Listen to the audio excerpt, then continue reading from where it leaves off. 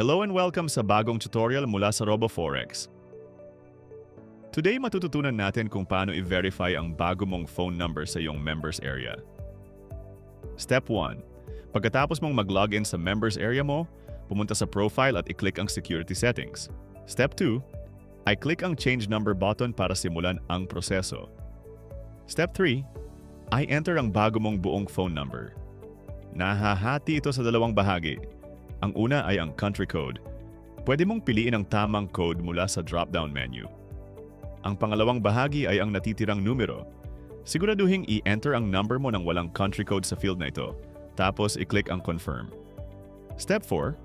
Dalawang SMS na may confirmation code ang ipapadala, isa sa kasalukuyang verified number at isa sa bagong phone number.